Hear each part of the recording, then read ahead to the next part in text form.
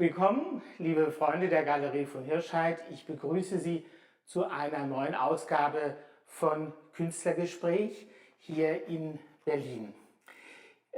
Meine Gäste stammen heute aus England und Italien und deswegen haben wir beschlossen, das Gespräch auf Englisch zu führen. Wenn Sie uns trotzdem auf Deutsch oder in einer anderen Sprache folgen wollen, dann bitte drücken Sie hier unten auf das Zahnradsymbol, wählen Sie Untertitel und die von Ihnen gewünschte Sprache. Viel Spaß also mit uns. We welcome you to our artist talk presented by the Galerie Gustav von Hirschheydt in Berlin. And on the occasion of the exhibitions with my two guests, Andrew O'Malley and Teta, we have this interview here. The exhibition will take place open at the 1st of August at 7 p.m. and you are cordially invited to see us there. If you would like to follow our discussion in your language, which might be different from English, please hit the gear button down below and select the desired language for the subtitles. Teta and Andrew will co-presenting the exhibition, and welcome to you both. Sorry. We have not winter, we have summer now. We're in summer, yeah.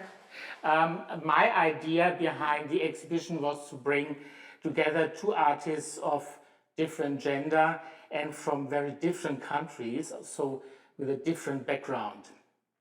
Andrew from Great Britain, as I mentioned, and Teta from Italy.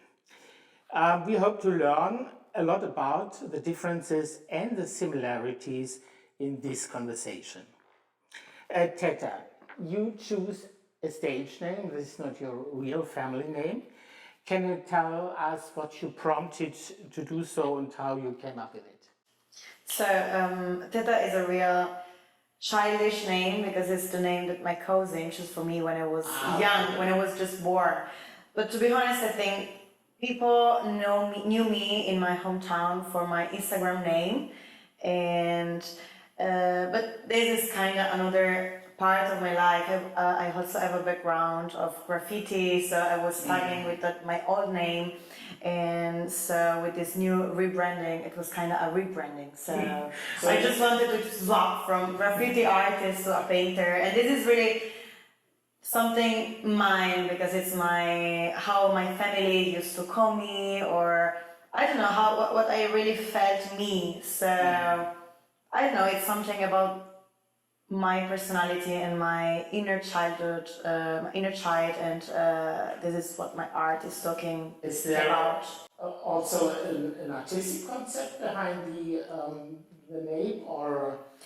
I would say this is just the most intimate part of me. So You just my feel art is comfortable. exactly. I just want to show me like this. By the way, did you know that stage names can be protected by a trademark? I would try to. I want to be a brand. So a beautiful advice from me, and I looked it up yesterday. It's quite cheap. You have to pay about, I think, 100 euros per year. Okay. It's quite cheap. Okay. You don't have to be one of the major brands to afford it. I will do it.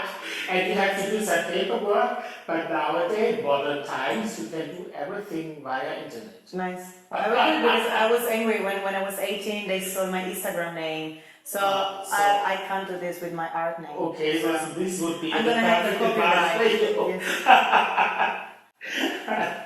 Yes. Stage names can be a part of the presentation of an artist. And they also can divide the private person from a more public persona. What do you think about this idea? And would you adopt a stage name, or do you feel this doesn't suit you? I feel it doesn't suit me. In fact, I kind of had the contrary. Like I started off my life or my younger years of being known as Andy. I know it's not a stage name as such, but it's not my true name. It's on my birth certificate. And it's been the past few years that I go by my full name, Andrew. And it kind of, for the longest time, I hated his name. It was very old-fashioned. Okay. The more I'm living here, the more I'm living away from my family. Every time someone says my name, Andrew, it makes me think of my family and my mum and my grandparents. And this is something that I think is quite nice to embrace and hold on to. Okay, you always want to have no distance to your audience. You want to be real always. Kind of, yes. I think it is important, and I also like the fact that my name is a very British name. Andrew Barry O'Malley is a very it's a very Celtic, and I feel like being kind of out of my world, of that world, it's a nice little connection that kind of keeps me there in some way. But I think the name suits you very much, and Andrew is a beautiful name. Thank you. You were not born in Naples, but in Puglia, which is on the southeast side of Italy, a beautiful city directly by the sea. 20 minutes far away from overseeing the sea. Yes, super close. Super close, a beautiful town, and I learned that Puglia is also the center for crop growing. Crop? Wheat growing, sorry. Wheat? Yeah. Wheat? Wheat, yes.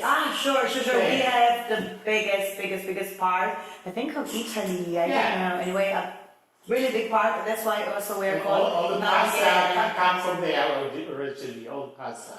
Yes. Because yes. We have rosso gargano. It's really famous in Berlin. It's like a tomato sauce. Okay. Rosso gargano is from my hometown, and there is Stamma. It's brand of pasta. It's really famous in Italy, but I've never seen it here. Maybe in Centro Italia, but I'm not sure. Perhaps they don't sell it outside from Italy.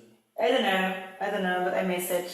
But you lived also in Naples for a long time. For 4 years, for my whole university. And I think Naples is much more known to our listeners in Germany. Naples has a beautiful view on the Mediterranean Sea because it's a harbor city, and it also has a lot of breathtaking treasures like the National Archaeological Museum of Naples and the National Museum of Capo di Monte. Yeah. And also famous is the Naples School of Music. And you have the Mediterranean flair, as I mentioned, but also extreme social contrasts and violence there in the city. Can you guide us between these cliches and the real life in Naples? How is it? Sure. To be honest, it's not a cliche because, it's a cliche, but it's been real. Now less, or at least it's more sneaky or hidden because it's a big touristic city now, and especially for the city center, where before there was a lot of criminality and small crimes, and there are still a lot. And living there as a young woman, it's been hard because on one hand I had the Museum of Capo di Monte, so I was free to go there and have a walk. And it was stunning because I was also watching the city, and sometimes I was, kind of nostalgic because I knew that I was not able to spend more than my bachelor time there because it was a town that was not able to give me something more. On the other hand, you have really the poorness and criminality and mafia that bring you like down, and it kind of pushes you in a also rage environment, rage and envy, and also a fight because there are so few places to be that, and we were so many artists that a lot of people were just telling me, no, you can't do this, you can't reach this. So I would say this poorness and this environment also eat me a bit and put me in this loop of, I would say that Italian people are kind of sad and not reactive. So, and I would say this is for mafia. So yes, in one hand there was this really beautiness of the city, of the sea, of the Vesuvio, the volcano, and I really miss it. I often cry. When I moved here, there was the snow, and I was watching the video of Napoli, and I was thinking, what I'm doing here. But then living here for 2 years, painting, and also changing my lifestyle, I would say that I know what I'm doing here because they're, to be honest, this background really fit me up for my art. So to start from the folk, from the people, but then yeah, I needed something more to grow up, and so yes, this is kind of the contradistinct opposition from Napoli. So you have on one side Posillipo, so there is the sea, and you have a big house that it costs 1 million, and then on the other side you have people with 8 children, and maybe they are 25 and they can't eat or they can't. Or they live in one room. Exactly. And I had these experiences where my it was not my flatmate, but on the ground floor I was living in the first floor, and on the ground floor there was living this family of 7, and they were like my age. I was 19, and I was also privileged because I was starting my University of Art, and they were kind of my age, and they already had a lot of babies, and they were so angry with me because I was just able to study and to live my life, but they were just doing pizza to live, and this was in the city center of Napoli. I would say the city center is real, but at this point I would say there is also a fetish for this work, because a lot of tourists are going there and taking photos of these old men, maybe seamen or poor men making pizza. And to be honest, on one hand it's nice. It's a little bit like a zoo for them. Like a zoo? For the tourists. Like going to the zoo and Exactly. behind the bars, landlords there. Exactly. On one hand it's nice because it's bringing notoriety to the city, and the criminality looks less because now we have a face, but on the other hand a lot of locals are suffering because there is gentrification and a lot of houses are now for rent, for Airbnb. So I would say it's a bit tricky lately, but the opposition there is. This is a problem every major city in Europe has to face, for especially Airbnb. So I Yes. think Barcelona and Sure. they forbid it, and also Berlin did restrict it heavily. So I think that's a problem. Yeah. It's nothing specific No. to that. And I'm going to Italy for now, I think, over 50 years, and I saw the changes. For example, when you were in Rome, in the city, in the 1970s, you could always see those little bars on the corners where you could bring something, get a coffee and eat a pretzel or whatever, and now they are all gone. Sure. And it's a little bit like an archaeological Disneyland now. Yeah. The same applies to Florence. Yeah. In Italy they call it, in Napoli they call it friggitoria a cielo aperto. It means they are frying on the sky, on the open sky, because everything now is for tourists and restaurants. Okay. Yeah. Okay, thank you. Now we go to the north, where it's always colder. And raining. And even rainy in summer.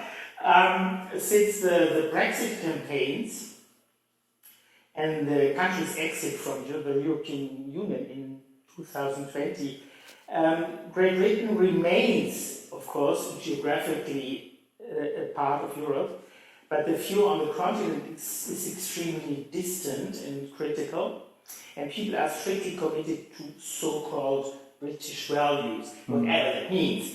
In contrast, the art world in the 90s and 20th century was decidedly cosmopolitan. Think of the pre-Raphaelites around William Holman Hunt, or Gabriele Dante Rossetti, or the Art Nouveau artist Aubrey Bierzi, or more contemporary examples like Damien Hirst.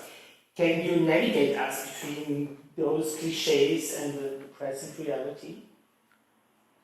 No, I can't personally. Okay. But I can I have a little bit of an understanding about like why it is that way. There is a little bit of a kind of, this goes back even further than the 19th century, kind of like a centuries old thing of having a distance between Britain or England and the continent.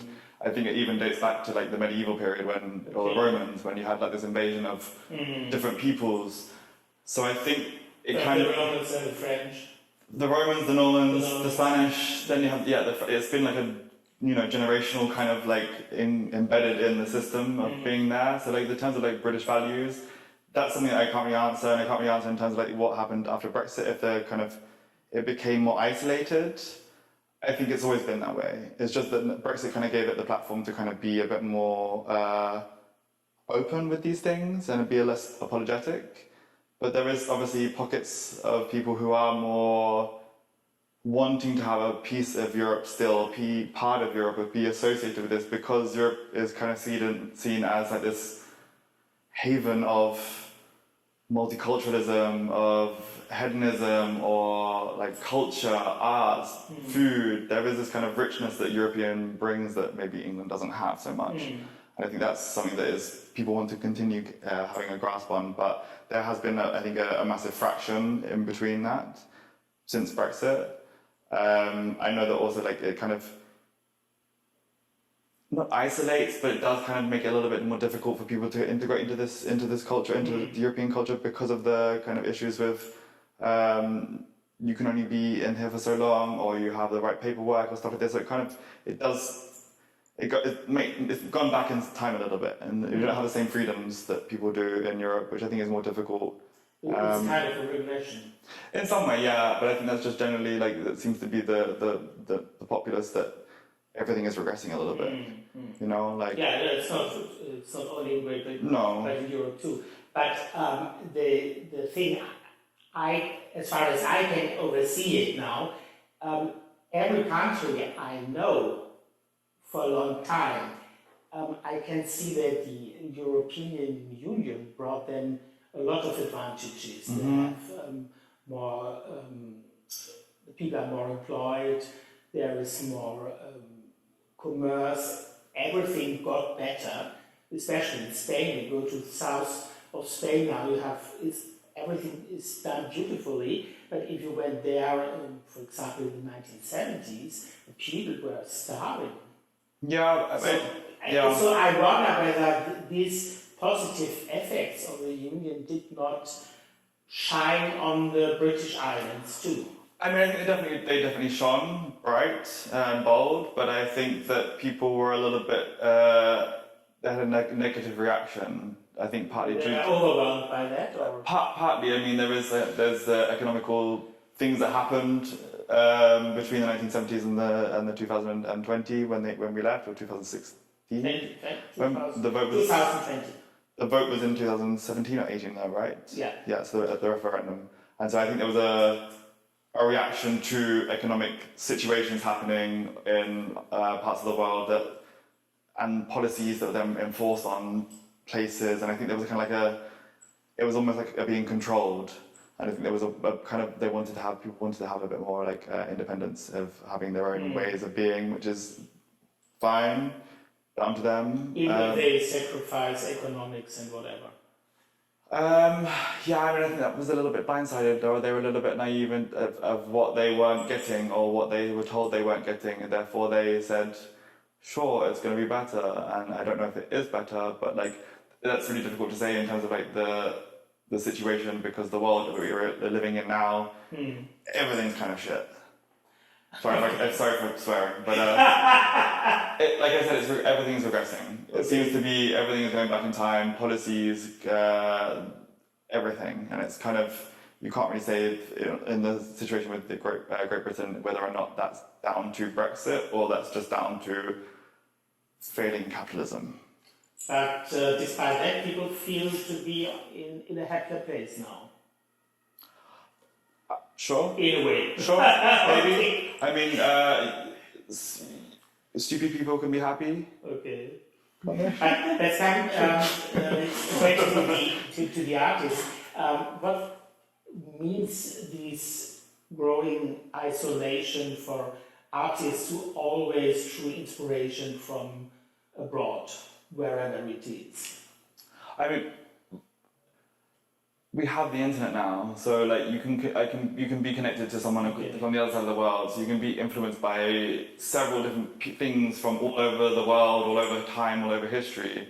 So I think that kind of idea of doing a grand tour around Europe like they used to do in the 18th century is not really, that's not a thing anymore. You know, you don't need to do that. Sure, there is a monetary, you need money to kind of like, I'm going to go traveling around Europe as an 18-year-old or backpacking through Asia or whatever, but that's more accessible for people to do from wherever in the world they're coming from, or wherever financial background they're coming from. So I think that's kind of people's eyes are opened much more than they were. Do you think the classical cavaliers tour through Europe has become obsolete? No, I think it was a British invention. But I mean, this happens now. Like we were just talking about the influx of tourism. It's just changed. The name has changed. It's no longer like this idea of going around and you just get on a train or you get on an EasyJet flight and you fly to somewhere as a group of friends and you go for a piss off on. But that's what the British culture does anyway. We go to different countries and then we have fights, or get drunk apparently. So I think it's just changed. This concept is slightly different. People still have the same way of being, of touring different places, taking in different aspects of culture. But maybe also the fact that we have a globalization of, like, the world is more globalized, culture is a bit more homogenous. There's less kind of, there is diversity, of course, but there is less. Maybe that's not the right answer. I don't know, there seems to be less kind of like differences because we have the internet and we have the access to different culture that kind of, we share things when we don't even mean to, it just happens. So the influence of the Western culture is more widespread. It makes a kind of leveling. I wouldn't even say Western culture. I think it is a quite globalized thing. Obviously, you have the globalized North and globalized South, so money is a big factor of how easy you can share or partake in culture, or in a modern 21st century. But sure, there is elements that are interchangeable. But like if you have money, you have the access to go online and buy whatever is trending or whatever from whatever website, and then you just kind of like, once it's there, you have it, and then it's moving on to the next thing, so you can quite easily partake in this quick cycle, which I'm not saying that's a good thing, but like without the hassles of being there in person. Exactly, yeah. I would say there is an online. It's more consumable. Exactly, that's what we live in. We live in a consumable culture where everything is able to quickly buy, shop, 24 hours, and it's at your doorstep, and then you open it, and then it's not quite what we realise because actually it's made from some bad plastic and it breaks within 2 weeks, but you've forgotten about it because you're but this happens normally with industrialization automatically. We had the same thing for example, in the US in the late 1890s. It was the same. Sure, but then cities grew immensely between 10 years. They were 4 or 5 times their inhabitants, for example, New York. But then you also had this kind of like and then opposition. We had this formative pressure from society. Everybody does the same. Everybody goes to the same class. Yeah, but I mean, in terms of like cultural aspects that like you just brought up, like the pre-Raphaelites, that was kind of, they were a reaction to the industrialization, the things being made in factories. They want to go back to nature and kind of look at nature and be inspired by the romantic idea that the old times were better than the present. And I think we also have this too, but this is then falling into a different category where you're kind of falling into conservative traditions. But people forget the history too quickly, because when I think of the 1980s, where all the heavy industry in Great Britain was closed down by Miss Thatcher, for example, the coal industry or the steel industry, and there was a lot of poverty there and struggling from. I mean, I don't know. I wasn't born in this era, so But I know. I do know. I know. I saw the riots on the TV. I know there was riots. I know there was a big cultural shift throughout this period, between the 70s and the 90s. But she showed no mercy. I mean, she was in my opinion. But I think then you also kind of have this with the 80s, for instance. You had like this new romantics. You know, you had this kind of like there was a lot of poverty, but then you have people kind of like that don't have much. They want to have escapism, and they did that through clothing or art or music, and so that kind of like this hardship breeds amazing culture, and I think that's also something that's really taken for granted. That like. Punks, or when you have like criminalization or things that are going wrong in society or like things of oppression, then other things are kind of flourishing because you kind of have to. Every artist draws explicitly or implicitly inspiration from their childhood experiences. Can you give us an insight into your childhood and in Puglia and what you have incorporated into your artistic work now from that? I think every one of us is a black sheet when he's born. So obviously you catch your experiences and then life is made by choices. So if you choose something this is gonna make you... You're an empty sheet where life has to put his lines on. Exactly. It's taken from the lyric I have it on my skin chair. I would say I was born not rich. I was not poor. I mean, my parents worked every day to let us eat, but we were not able to go on vacations. I spent.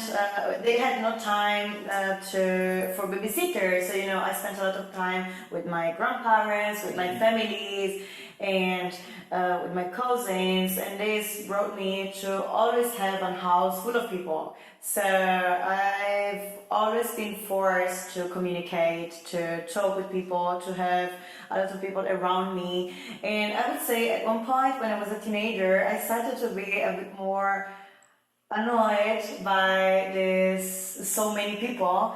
And so I started to draw, and but also I remember the summer we were not able to go on vacation because we had not that much money. And anyway, my brother was in the wheelchair, and it still is.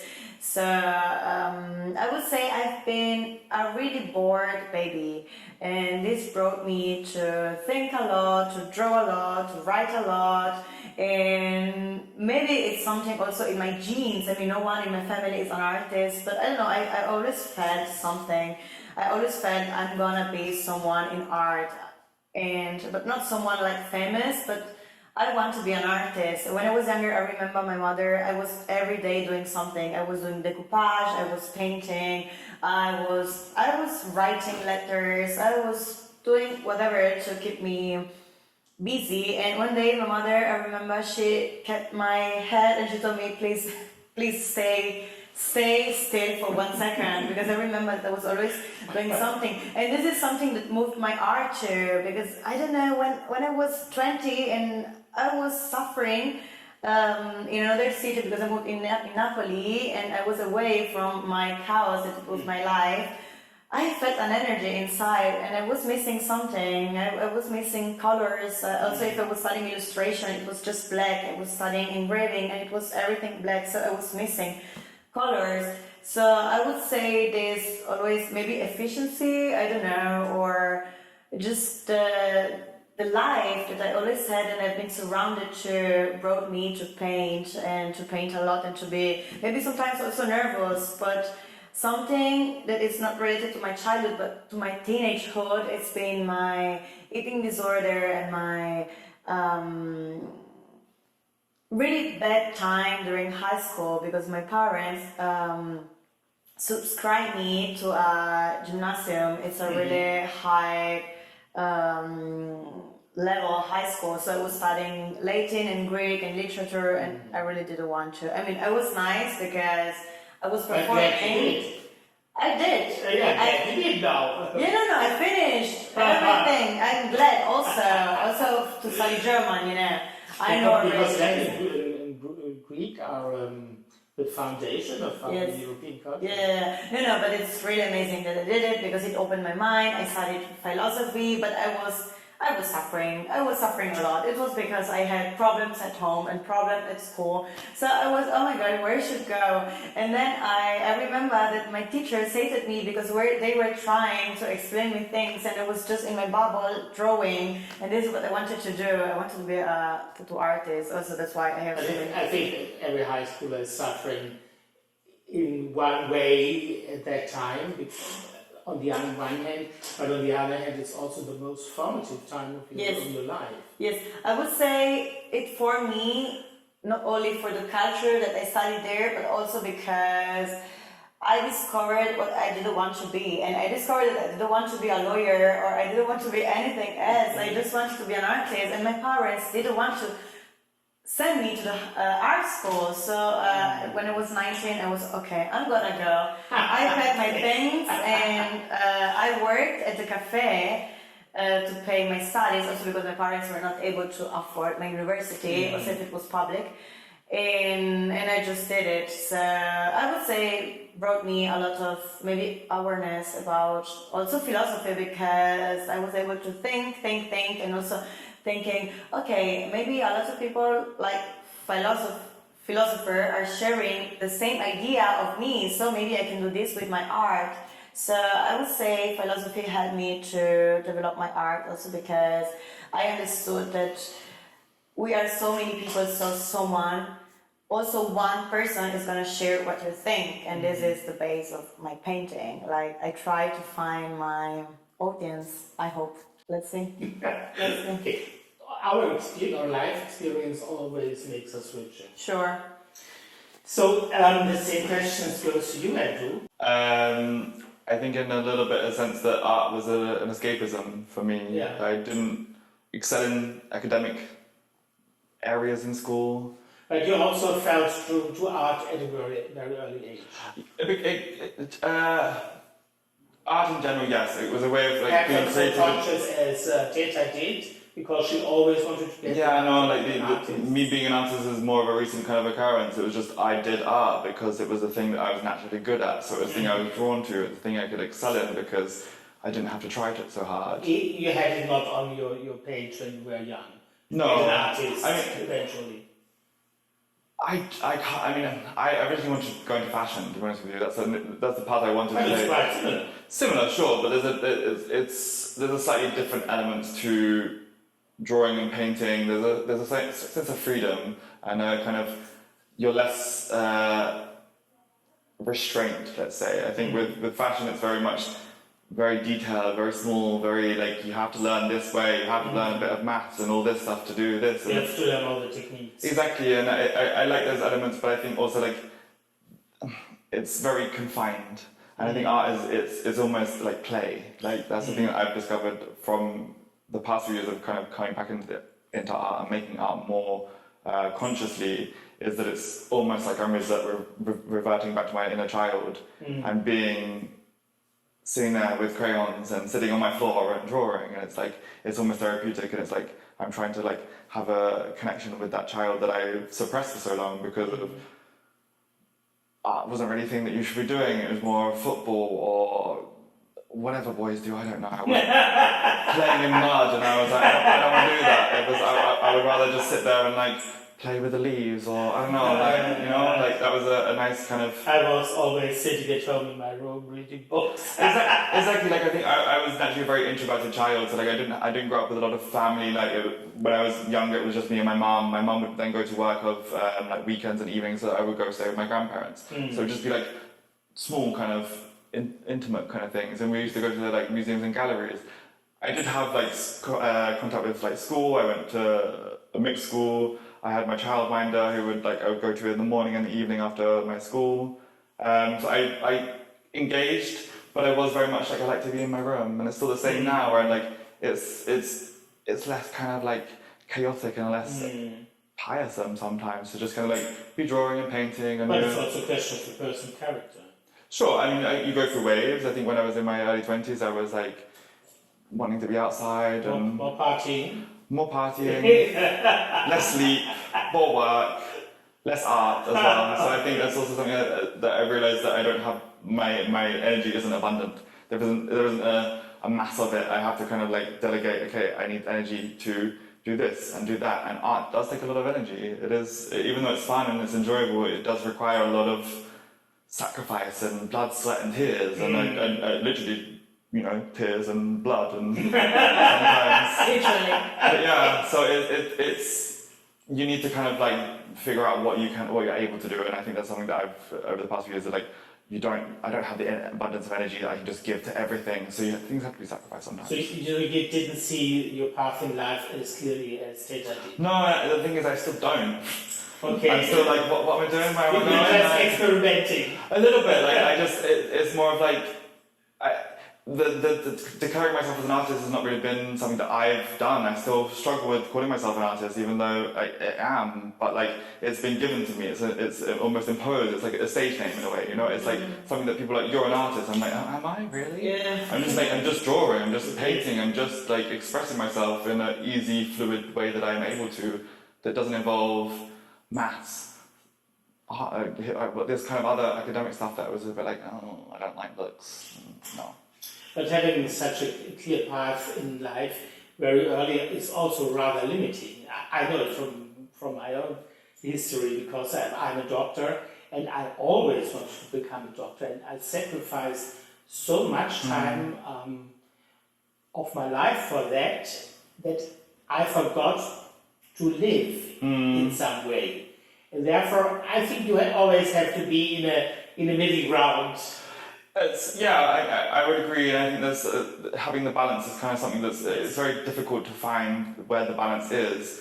I think if you have your path and you know your path, then sure, you need to give yourself a bit of lenience sometimes. But we also live in a world where every waking moment is an opportunity to produce something, to make something, and this is also very very toxic to get in. And I think this is also very like damaging for your soul to be like, if I'm awake, I've got to be doing something. I've got to be painting. And I was when I first was making art again. That's how I was being. Is like art was a relaxing thing to do. And then when it didn't become so relaxing, it was like, okay, every day I wake up in the morning, I'm making art until any last opportunity when I'm like in bed and I'm like on my iPad, because it was like I need to. But actually then I was burnt out after like a while, and I was like, I don't want to draw, I don't want to make art, because... On the other hand, art can be a therapeutic. It can be, but I think when it is something that is a hobby... Yes, it's different. It's different, yeah. And when it becomes a career, it becomes something that is a vital piece of your existence. It becomes more demanding. Exactly. And you're an entrepreneur 24/7. Exactly, and I think it's also like you have your art aspect as in like making your craft, but then you also have to kind of factor in there's also other elements to being an artist that I don't always like, but they are vital, they are important, they are as equally as important as making art, but like it's almost a 24/7 job in a way, because like you have to always be on, you're always representing something, and it's fun, it's great, but it's not as therapeutic as one would like. And I think that's also why then in more recent times I've sought other ways of being at home, relaxing, crocheting, sewing, because I need to have a break, but I still need to be doing something with my hands I'm not like having to make manual making crochet? I crochet, yeah. Ah, okay. Are you skilled in that? No, I'm practicing. Okay. I've made a blanket. Yeah, I got for my birthday a crochet kit. Cute. Okay, nice. For doing a lamp. A lamp? A puppet. A lamp. Okay. By crochet.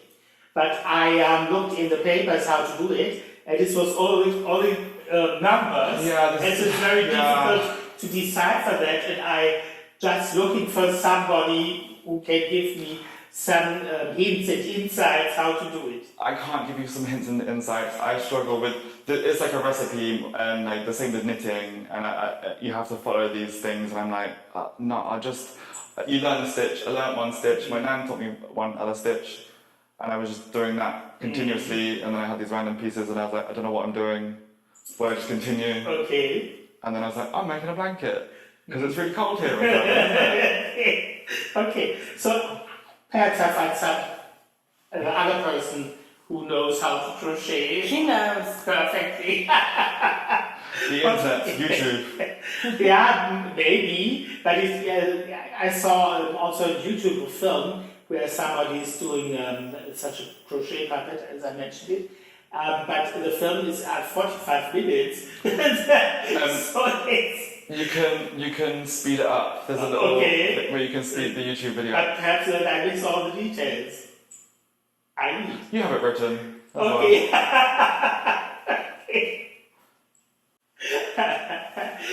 Teta, this is your first time exhibiting with us, and you've painted pictures especially for this occasion. What can you expect, and what is your artistic vision? I'm painting since 1 year for you. It's 1 year. Almost, because we set our vernissage in September.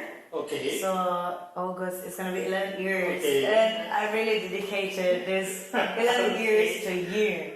Actually, I hope you meet your expectations. 11 years, sorry, I said it's 11 months. Yeah. 11 years is a lot. I started to paint for you when I just moved in Germany, so I had not that much material and it was just painting something that I like. But to be honest, big part of my experience in Berlin for the first month was dating men, and at one point Okay. that's true, and at one point I So was having to expect paintings of young men? no, That's my job, actually, isn't it? exactly. No, exactly opposite. I was painting me at the beginning Okay. because I wanted to show them that I was gorgeous. Okay. So it was But kind that's of obvious. yeah, that's You obvious. don't have to paint. Yeah, but I wanted to tell them that I was gorgeous and I was also capable to paint. Okay. So it was kind of also approbation. But then my art in this 11 months developed in something more deeper because I understood why am I looking for like the male gaze approbation. And then I started to paint my friends or women that I felt they were respectable and they were not claiming male gaze. Actually, they were annoyed by, and so I was. I think the big view They of my didn't art. want to date, actually, the women you painted. They what? They didn't want to date, actually.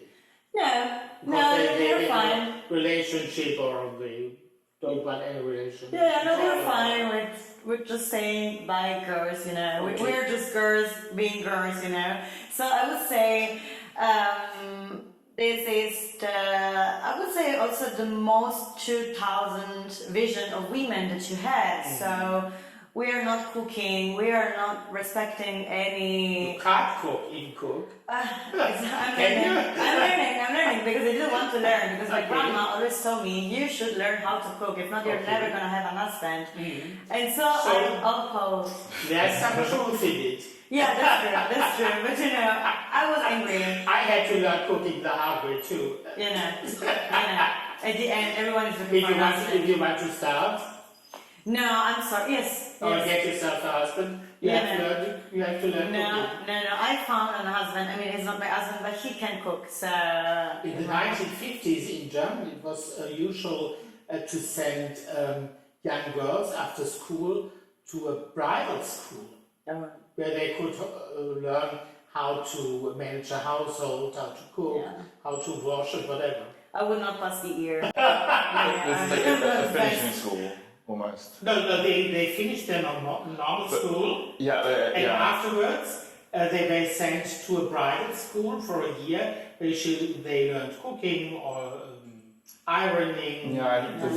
It's similar to what they call a finishing school in England, where it's like you're finishing your womanly education to Yeah, fit it was that not, role. it was not meant to take it over to a professional. No, of course not. I mean, but only for your husband. but that is To be the best wife for your but husband. that is a profession in some regard. It's an unpaid profession. Yeah, but so, it wasn't regarded as that. no, yeah. For I would say in Italy they just didn't let girls go to school, so girls just finished the primary school. Like my grandma, she finished the primary school and then she stayed home because in Italy it was common that women were not scholarized. They were just staying home and learning from your mother, from your grandma, from your auntie how to cook. And this is something that I don't want to do. Either I was painting and I was drawing and I was not even making my bed in the morning because I was really against everything. I want to be a bed child. I want to be a bed woman. I don't want to be this. So I would say my art is about how we are women and savage and wild, and we don't care about these things. And also, if you care, just do it. It's not because you need to fit in a box. So my image is also to represent me and my friends and women around me. And they are mostly professionals or just people that don't want to work, but they just want to be home. But this is because we choose, not because someone imposed us to be housewives. So your work revolves a lot about the modern woman being being having subject. a profession, Yes. being proud of herself, being Yes. independent. We are subject. Okay. We are not anymore the wife of the daughter of this man. We're just the subject. This is me. There's going to be one portrait of me naked, and this is how I want to look, and this is what I want to tell to people. I'm naked and I'm shameless. I just want to be like this, and you are not allowed to sexualize me because this is just the painting. This is not me. And who is me? I am the painter. I am the professionist. So you're a modern Italian woman. I would say. Not the traditional. No, I would at say, all. because a lot of people also from my age, also from my high school, they already have babies. I mean, I'm happy for them, but I see that they are not super happy and they are kind of in a cage of the last educational system, I would say. But I would be happy to. Do you see the ability for you to merge family and your artistic path in any way, or do you think this is incompatible at all? When I was younger, I Because would say, that's a question yes. every woman now faces. Yes. When I was younger, I was thinking that career was the first thing in my life. And as I said before, I was not living for my career. Now that I found a partner and he's a good man and he's not the typical man that is not caring about me and maybe the family that we would grow one day, I'm thinking that maybe one day in my middle 30, I can have some babies. But to be honest, I really want to be before, I don't want to say rich, but I want to have a baby that can... When you have a decent... Exactly, can monetary wear background. glasses if you Yeah. need, and we don't need to maybe starve for 1 month if you need some healthcare. No, and to be honest, I want someone at my side, it can be a woman or a man, I don't know, that is growing the baby with me, and I don't want to be the only responsible and staying home. So I don't know. Let's see how my career is going. But for now, in my 20s, where it's really important to push my career, and my art is taking most of my day. No, I could not. Okay. No, I can't. And do you have already exhibit colored new drawings with us twice? So you are quite familiar to our clients. You have also painted a lot of new pictures for this occasion, and your main subject is a male nude. What fascinates you about it, and what distinguishes your latest works from those shown here previously? Well, most of my latest works are me, and I think previously they were all life drawings, all things that I've drawn from other people. And So you used the life model, yeah, they were always your from. photograph. No, I'm using some photographs because it is easy to use photographs, but I do prefer working with either from my imagination or working from life. That isn't always accessible or easy to do, to organize. But I kind of have been just trying to push myself in outside of my box. Also, I kind of get bored of working in the same thing all the time. So like working with oil pastels, they were great and I like the color and it gives me instant dopamine, but then after a while I'm like, I'm bored, I want to try something else. And so that's what I've been doing over the past like a year or so, is that, and I've been also enjoying working with watercolor because there's an ease of like just setting up. I just need water, spray, color. Oh, I made a mistake. I dab it off. It's done, easy. But it's nice to explore with this as well. I've been also mixing a little bit of paints and medium and stuff like this, and I just trying to simplify things a little bit. I think they were a little bit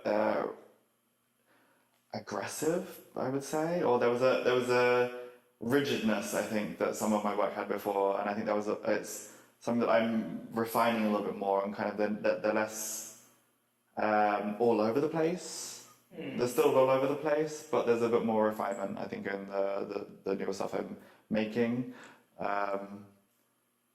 But yeah, it's also, I've been using this as like an introspection, a time for myself, learning, growing, blah, blah, blah. Are you specifically working in series of art? For example, you're making 50 pencil drawings and then you hop over to watercolor? No, my brain can't work like that. My brain doesn't like rules. Actually, it loves rules, but it hates rules. Because some artists, they get to know something new, a new pencil, a new whatever, and then they stick to it for a while, and then they get bored by it. Yeah, I mean, the dopamine... dump it completely and begin something completely new. In some way, yes, I do have this. I don't stick it into like a 50, I'm going to do 50 of these, and then it's when I'm like, okay, I'm bored of using this now, and then I look and like, oh, I have these paints. Let's do, it's a bit kind of like I rotate the things that I'm using. Some years ago, I was really into using highlighters, so I was drawing with highlighters and nothing else.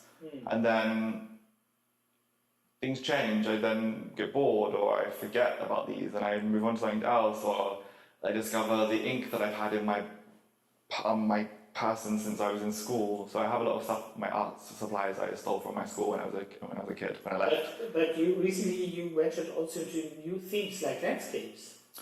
A little bit. I hope we see some examples of that. Possibly. I mean, I'm waiting for a nice sunny day where I can go and make a landscape from near where I am. I'm unsure of like tapping into this world, but I saw some yes. Examples. There's some, but it's also like I don't really like landscapes so much. I find them a bit boring. Okay. But then I've seen some landscapes from some German expressionism that I'm like, they can be interesting. They are nice. But there lies a lot of calmness in landscapes. Therefore, they are so liked by the public. Yeah, I see this, and they're unoffensive. Let's say they're easy for many people to like. At least at the surface. Sure. Because if you, for example, look at the landscapes of the Netherlands school, they look like a landscape on the first glance. But if you look closer, you find people doing their struggling with their work as farmers or whatever the case may be. So I think landscape has to say much more than only the service like tree or beautiful river or whatever. Yeah, see, maybe I'm looking on a very surface level, but I am a bit of a shallow person. That's why I was drawing a lot of male news. But it's more of just like exploring things. I think I get a bit bored of doing the same thing all the time. And I think it's quite nice to just change things up a little bit, or try and reduce things we're using, like colours, or having one brush. I think then you kind of then take away these choices, and maybe even you have one colour and one brush, and then one piece of paper, and then that's all you have, and then you have to kind of like push yourself, push your limits. This can release quite a lot of creativity. I do think that if you restrict yourself. I do think so too, and that's also something that I had. Like, it's when you have everything, you're like, spend half an hour thinking, okay, well, what color paint should I use, or what pencil, and then you're like, oh, actually, like you've just spent the whole day, and most of my energy's gone from making this decision. Think of the Swatch watches, very limited space, and I don't know what that is. A swatch.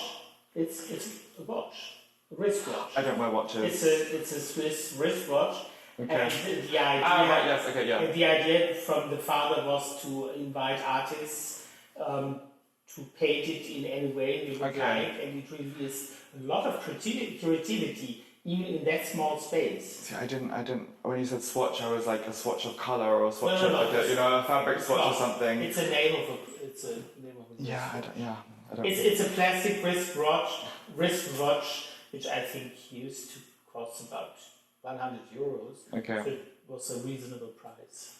I remember from my youth how Italian families would stroll on Sundays after church and lunch.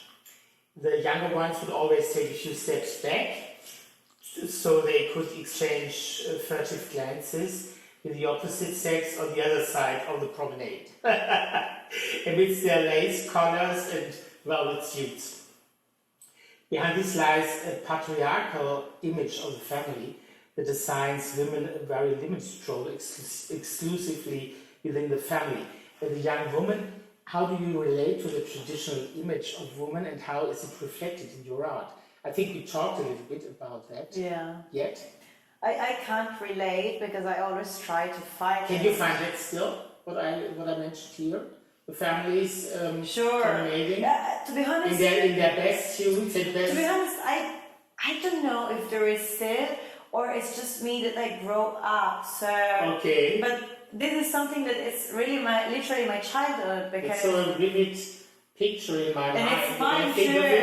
It's mine too because until I would say 12, but then I stopped to go to my grandparents of my father, on the side of my father, because I was living with my grandparents of my mother. And they were living in a small town, really conservative, where there is a saint. The name is San Giovanni Rotondo, and there is a saint, it's called Padre Pio, but I don't know. Yeah, I know Padre Pio. You know Padre Pio. Yeah, of course. I was born there, and my grandparents, from the side of my father, they were still living there.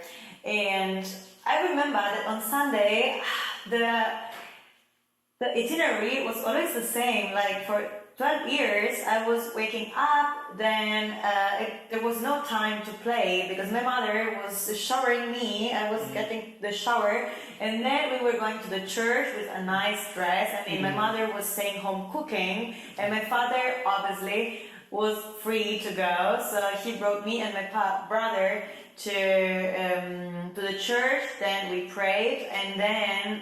Did you also attend the service? Did you also attend the service? The church service? The father? Which service? The church service. Yes, he came with us because I was really young, or sometimes he was just dropping us in the church, okay. and then he was going around, or maybe he was following football games and football match, and then at 12, that the church act was finished. He was driving with my mother that had a lasagna ready for my grandma. We were eating. To this small town with my parents, and then we were all good dressed, and we were spending the time like this. And my mother was helping my grandma to cook and to do the mise en place of the table, and I was playing Nintendo, and my father was watching the football match. So to be honest, I would say there was a split of these two genders. The women were staying at home and cooking. The only day they should be free. Live a little bit their own life. Exactly. They were cooking. They were sure.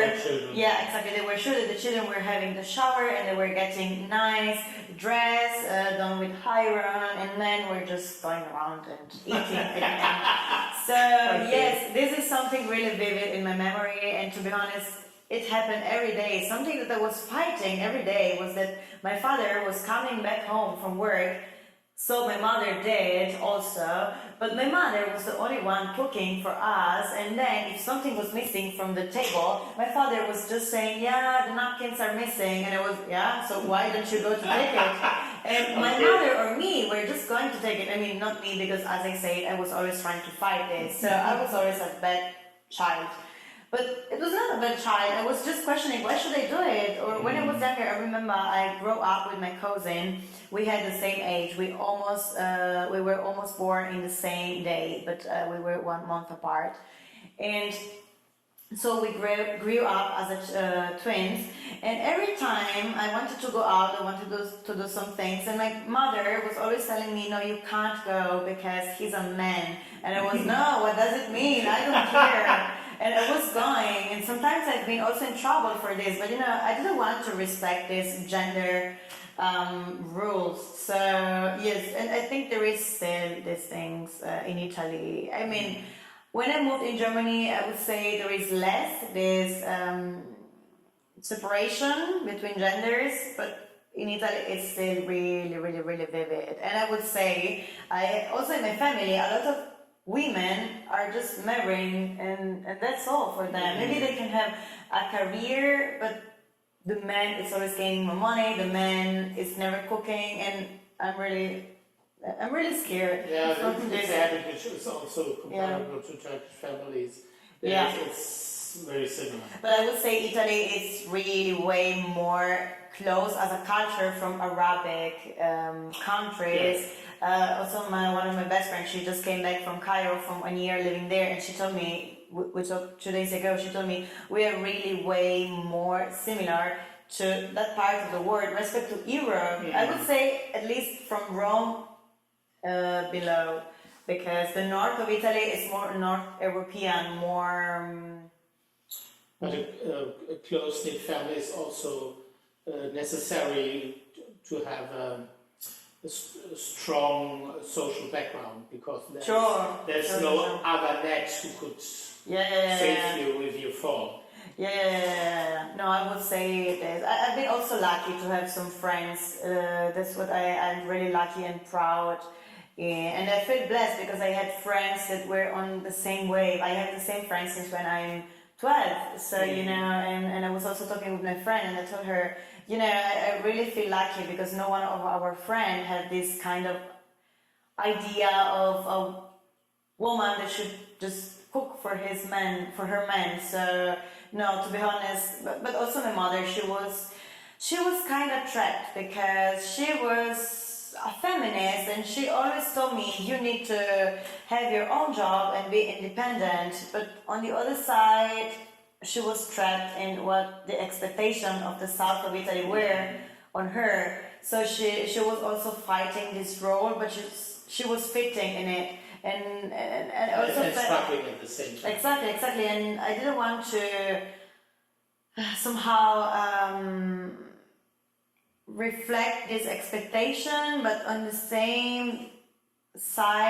other side, I just wanted to be me and do whatever I wanted because I wanted, and not because I was a woman or because I needed to be an independent woman. So I'm really trying to find still a balance and to fit in one of these or no one of these.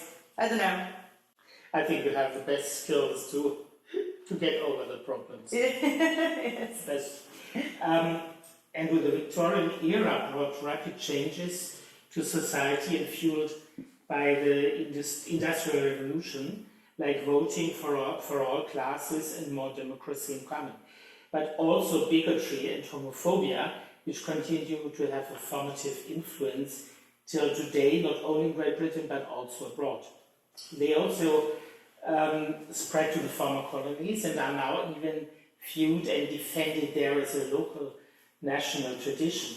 Can you draw comparisons between the conditions of your individual upbringing in the Great Britain of today against this background?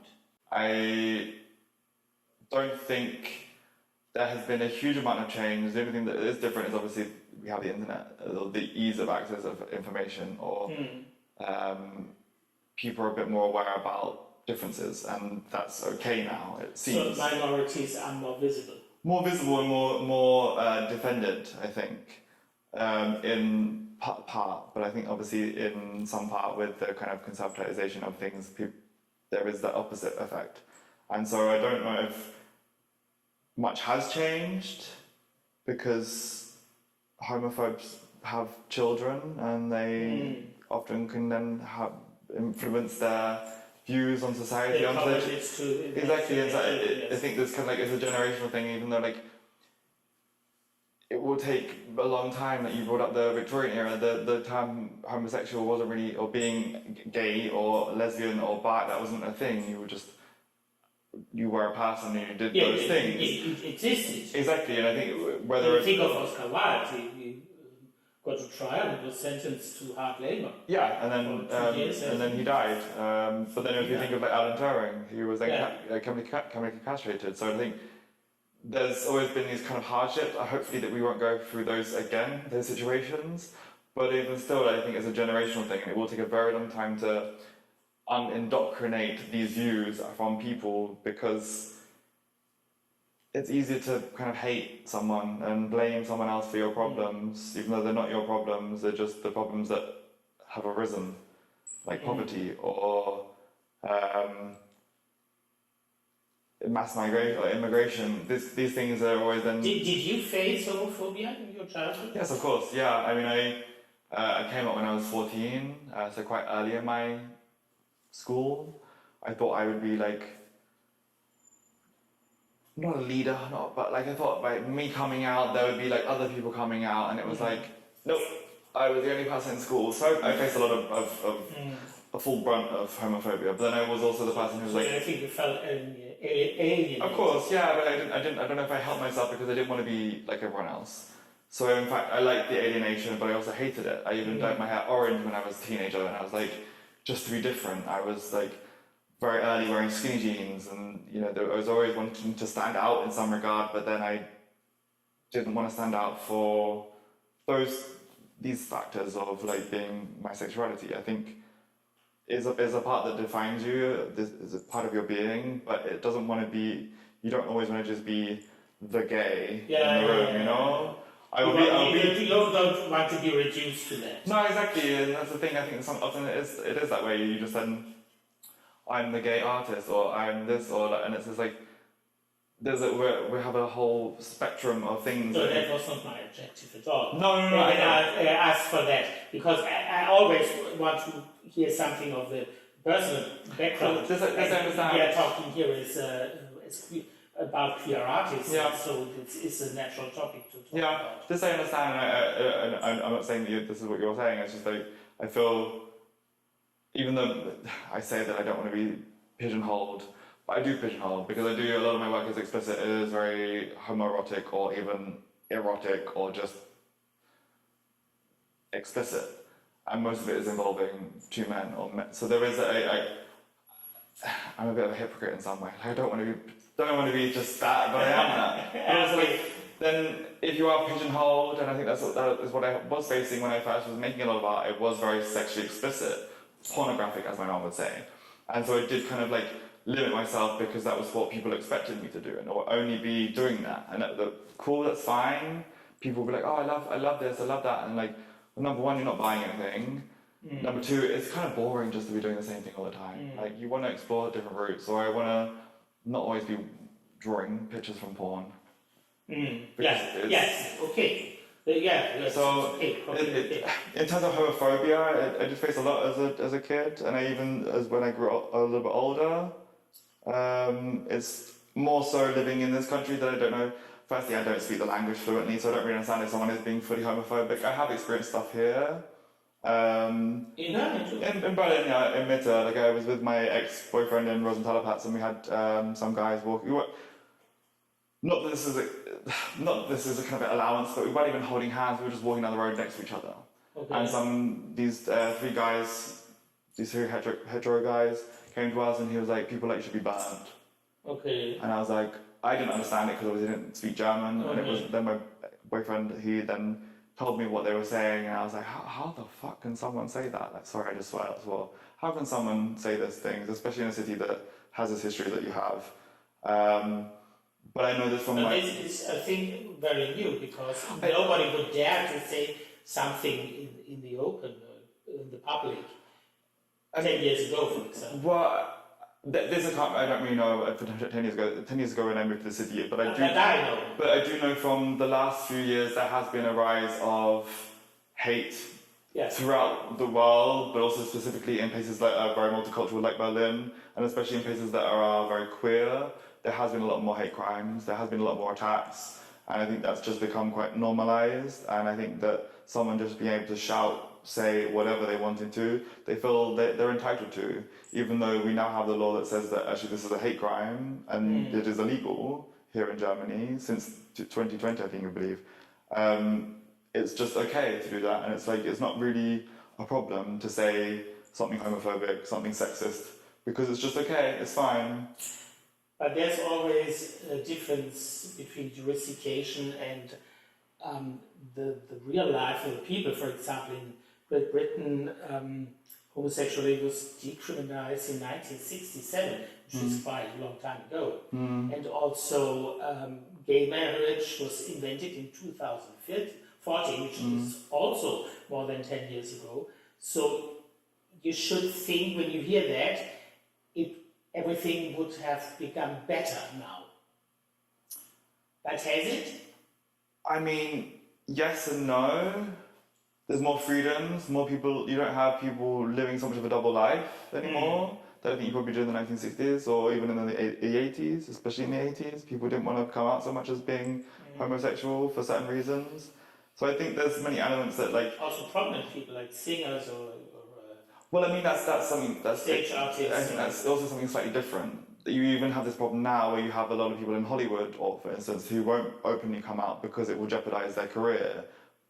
Sure, if you're a singer. Would it, or they only believe it? Well, they believe it would, because and I think that they have like the evidence to see people who have come before them will then say, well, they're openly gay, and then it pigeonholes them to only play gay characters. And I think that's also been kind of.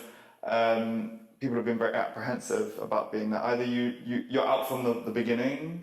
But this is clearly ridiculous. It is ridiculous. I mean, also, I always hope we have overcome. I mean, for me, the whole concept of having to come out is also ridiculous, because we don't ask anyone that's heterosexual to say, are you heterosexual? But it's something gay people or queer people we have to do all the time. And it's like, it's a bit annoying to be like, hi, yeah, I'm gay, or I'm queer, or whatever. And it's like, it is a part of my being, but it's not, I don't ask you who you're sleeping with. It's also too limiting to put on everything a label. Sure. Because sexuality is normally more fluid than... I do think there is a little bit more from the newer generations who... It's a 19th century concept also. Yeah. To put everything in boxes. Yeah, because we're collectors and we want to have everything because you can be bisexual, you can have relations to both to same sex or opposite sex. That's all possible. So there's more options there than people believe. I mean, in this regard, I think that we still have these boxes of labels, and I think it's become very apparent more recently when you have this whole like asexual, pansexual. We have like the whole LGBTQIA plus blah blah. There are so many things that are added to this abbreviation that even I am part of this community. I don't really know what it is, but everything stands for. Everyone has their place, and it's equally important. But then it also divides us as well. It also makes a difference of like, okay, well, you're not the same as us for X, Y, Z. So as far as I understand, you refuse such labels. To a certain extent. Yes and no. I mean, I more identify with being queer than I would a gay man. I think queer is an overall arching umbrella. It's an umbrella. Exactly, but I know that some people from maybe your generation who would think of the word queer as very it's triggering for them, because it's a slur. You know, to say someone's queer, it's a bad thing. But then I also grew up in the 2000s where you say something's gay, and that's also it's crap. But in Germany we have for gays the word schwul, and this also used to be a slur, but the gay movement accepted it as a word of pride. Yeah. So it has changed its meaning completely during 40 years. But I mean, that's the same with any kind of abbreviation. Anything that's put on to somebody. So it now has become a more positive. You're reclaiming it, sure. But I've still had someone in a station shout shrill at me, and I'm like, really? Like, I didn't, you know, it's like, it doesn't make sense. It's like, oh, the sky's blue. It's an obvious statement, but it's not like, I don't find it offensive. But he's saying it in an offensive way, and that's the thing that was very confusing. It's just like, gay. It's like, what was the point here, you know? It's not like I'm not offended. Like, I'm not going to be like, oh no, not me, no. I want to extend this topic to you based on the dramatically changed political situation in America. Many European politicians and influencers feel called upon to demand a conservative revolution and a return to what is very euphemistically referred as traditional values. We already talked about that. This includes, among other things, anti-democracy, the relegation of women to the family, the denial of human rights for sexual minorities, and in art, the preference for the concrete and easily understandable. What is your position as a young generation on these demands? I ask you both. And what role can art play in this? I prefer, for now, for how I'm working now, figurative art that could look like a bit conservative, but this is just the style. I mean, it's not even the style, I'm just doing figurative, so I'm representing. So maybe it could be kind of more easy to understand. But to be honest, I'm never gonna go with something that the power is saying. Also, if this would mean to sell more. I think that everyone is choosing his war in life, and I will choose to. For now, my fight and my battle is to represent how I feel and what people could feel, and this is not only, okay, I understand the art, I can see that, it's also about I see myself in the brush strokes, so this is what I'm gonna do, and I've always been escaping from what someone is saying, or what someone that could be my parents or my art school or someone is telling me to do. When I was in art school, they told me, no, you should have a more clean sign, but I just forget. So I would say I'm not gonna follow any of these things that they are gonna impose. Figurative art is not in itself old-fashioned, because Andrew mentioned the expressionists, and they did also figurative art, but they extended it to an unbelievable degree compared to the 19th century when this form of art was formed. Yes. Realism, for example, yes, is a typical theme of the 19th century, and they extended it to a completely new level. Yeah, but also during the Second War, when there was the expressionism, like I've seen the Museum of Die Brücke in Grunewald, and this is one of my favorite. I would like to go in that direction.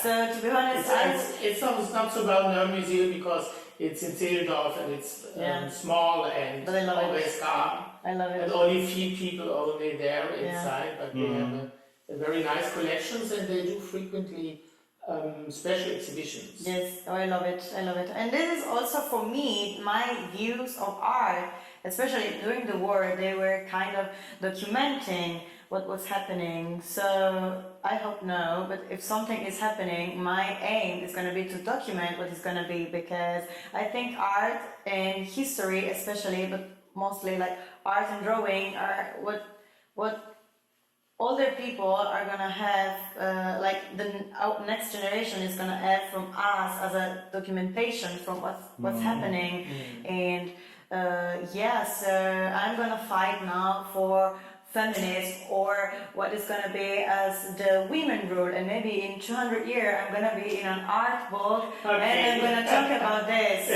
this is my battle, and this is what I'm gonna communicate.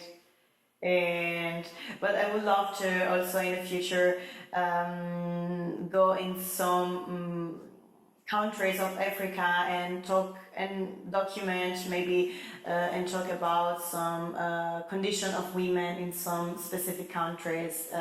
So I would say there's going to be also a protest art kind of art, but let's see. Yes.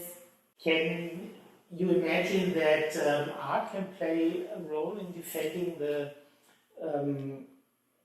conservative backlash in politics and in society, especially in society? Because politics change more often. Sure. But the society is more level. I'm going to probably say something a bit controversial, but actually I think one of the few art forms that is pushing the boundaries of the conservative kind of what they deem as being art is performance art or dance or things of this nature, because a lot of conservatives don't see this as being art. And it is very expressive. It is using the body as a tool to demonstrate something. A painting or a photograph, yes, they can portray certain things, but they do kind of fall into line of what is acceptable art. I know that's a very controversial term to use, but it's acceptable and unacceptable in maybe this country, because a lot of art that I like or we paid attention to before was probably then unacceptable before in generations gone by or years gone by. It depends on the subject matter, but even still, like you can then have a really controversial subject matter, but then you're doing it in a very conventional way of working with art or working with tools, or you can have a very unconventional subject matter and then be working in a very interesting or obscure way of working. I can't think off the top of my head what, but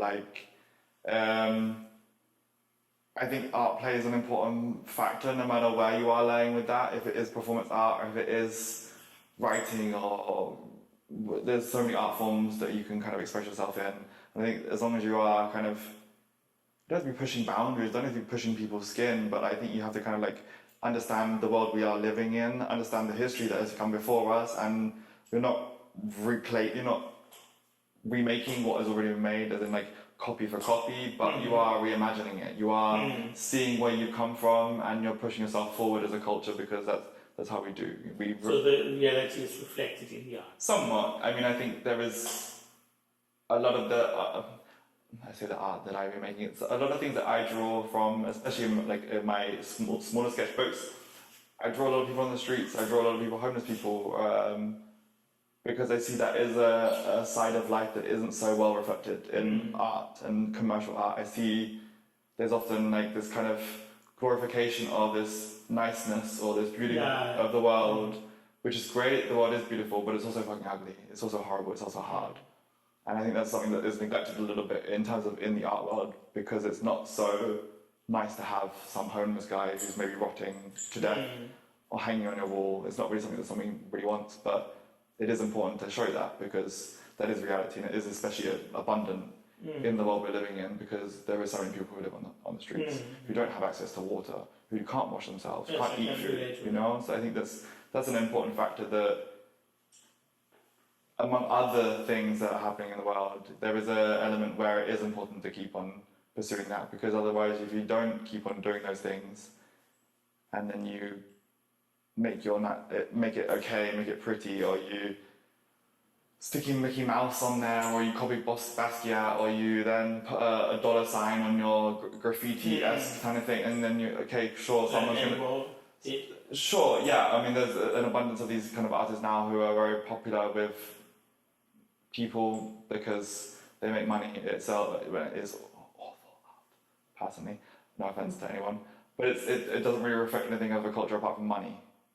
I think that's also something that's very clear with art, is that it is about money more than actually what the thing or the object or the piece is saying. It's about how much money will this earn for me in 10 years' time. But when you're talking about Anwar, I think he had the problem that his silkscreen printings sold very well. Yeah. And he got annoyed by it, growingly, but he had, in a way, stick to it because it brought him the money he needed. So this is always a problem with an artist. You struggle for years and years until you get recognized and your works get sold good.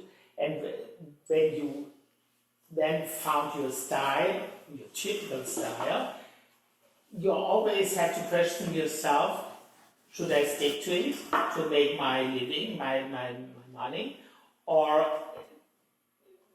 should I take the risk to change my object completely? But in example of Andy Warhol, sure he had his silk screens, but then you also have things that the other kind of art form he was doing. And I think the money coming in from this was able to then afford this factory, this people. Okay. You know, he was able to kind of to keep this whole culture of this. But he did many works for the world. Exactly. I mean, some people.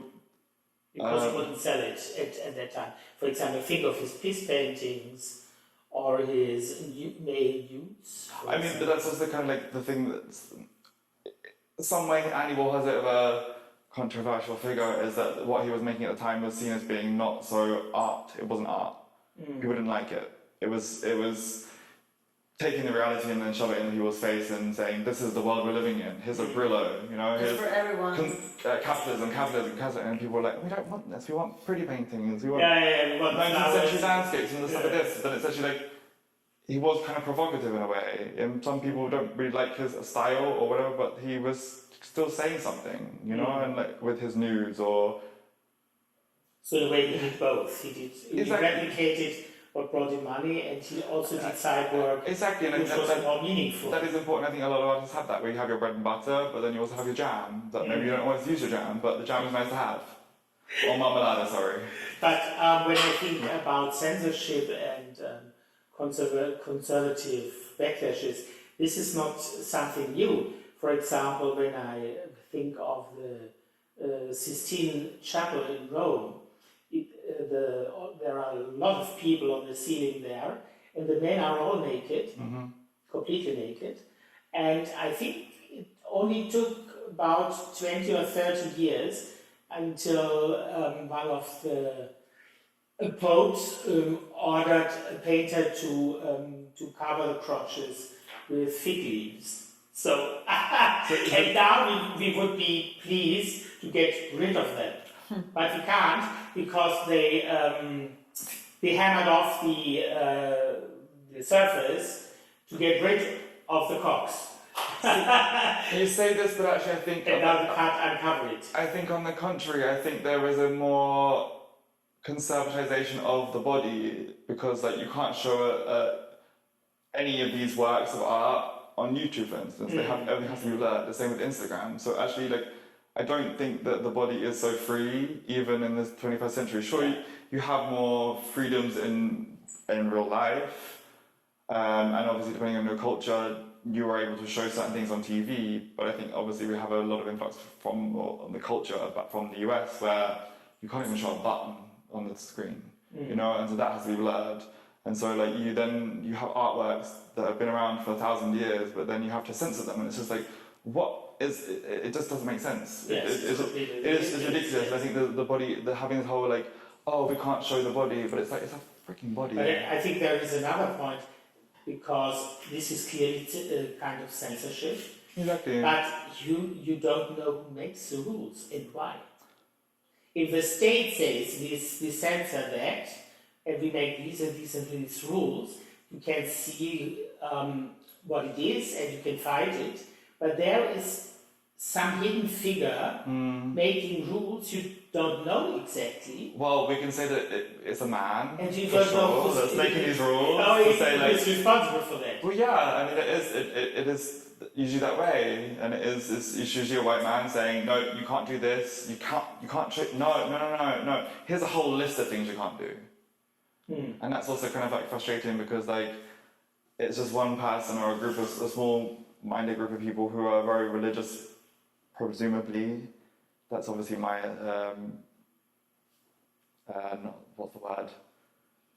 Not to agree with assumption, but like assumption, or those cliches are there for a reason, because that is a norm of like these things. So like I think in terms of like, it's usually a man saying, no, I can't see your areola because it offends me, or I can't see your cleavage because you need to cover up because I will not stop looking. And it's just like, that's also the annoyance, is that actually like, it's because you can't control yourself that everyone else has to control. It's exactly.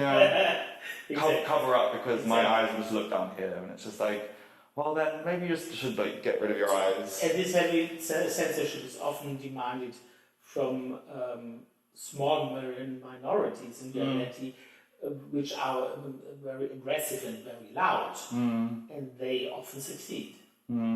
But I think the censorship from the industry in America is especially problematic because you don't know who is responsible for it in person. You can't nail it to one name. No. So if you could find it, but you don't know. I mean, the people making the rules have no names. Well, there's Trump. That's a person. I would say the church. The church, exactly, and you think that's... But there is not the church in the US. There are hundreds of congregations. Sure, but they're all conforming to this kind of the like... church culture, I would say. Yeah, that's the the thing. common sense. Or even just, yes, okay, we go for the church, but even just actually like most religious factors in itself are all kind of quite conservative in the way they think of it. This is a man's role, this is a woman's role, this is a family. I can't completely agree with you because think of the Anglican Church. They do allow same-sex marriage now, officially. Sure, but not everyone agrees with it. But other ones offend it completely. Other congregations which have also a Protestantic background, they refuse it completely. So. But they probably don't even allow a woman to, or someone who is non-binary to then take part in the church or be a member of the, I don't know the names for these things, but like a vicar or whatever, you know? So like these rules are very imposing and they're also kind of very outdated. And that's the thing, this is another thing with religion, that there is an element that it is a book written 2,000 years ago for that life back then, but we don't have that life back then, you know? We don't live that way. And that's the thing that a lot of people who are religious have to just stick with this, but oh no, that bit's fine, no, this bit's not fine, you know, so there's a pick and choose of what is allowed. Those holy books all need a kind of more recent interpretation, so you can't read them literally and follow them literally, because we are now 2,000 years ahead. I mean, but it's also like there's a bit of a bastardization of these books because it's not the word of God as people proclaim. It's more of a interpretation of interpretation of interpretation of a translation of a translation of a translation, and so it is lost the meaning. And so they do say that like man shall not lay with a man, but this isn't what it says. It says man shall not lay with a boy or a child. That's the original translation. Yeah. I don't agree with it. Before we come to an end, I have one final question for you, which I ask everybody here. What are your next artistic projects? Have you any plans? Yes, I have many plans, so I can't decide. But to be honest, lately I've seen so many. Actually, I live a lot in Berlin, to every neighborhood.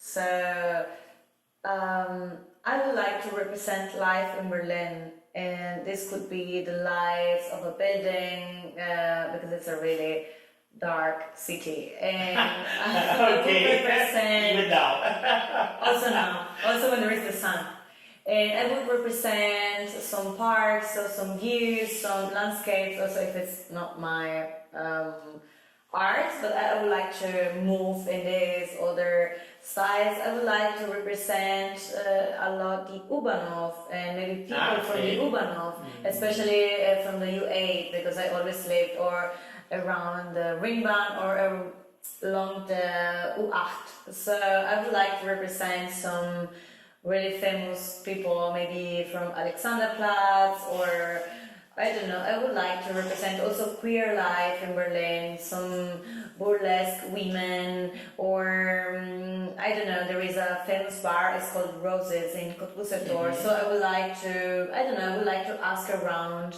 and I would like to represent something that could be also a canonic event in Berlin. So going to the Roses, going to Große Freiheit, or going to in the U8, maybe in going down to ihre, Straße, where there is the Kit Kat in the Saturday morning, and maybe I'm just going to work because I work there, and there are people going out from Kit Kat and dressing in weird ways. I don't know, I would like to have a documentation of life in Berlin.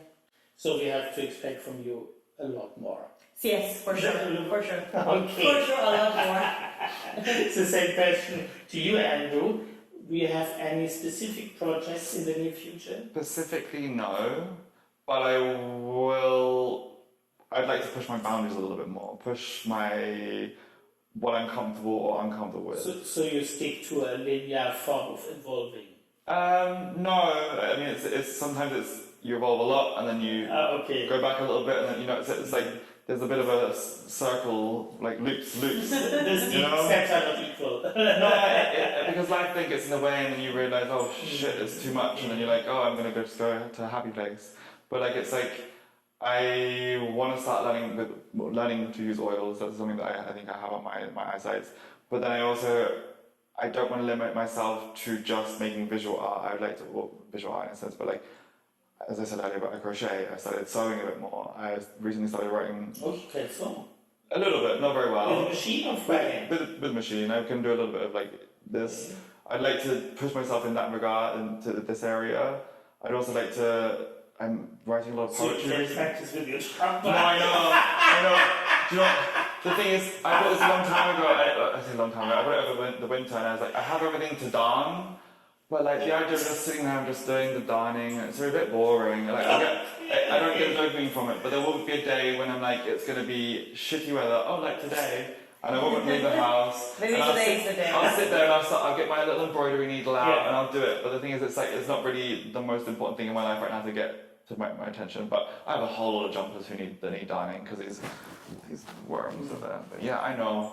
Thank you very much for answering my questions, Teta and Andrew, in such detail.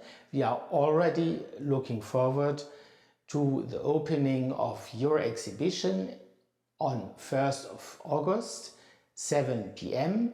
at Galerie Gustav von Hirschheydt, Wielandstraße 31 in Berlin. Until then, take care.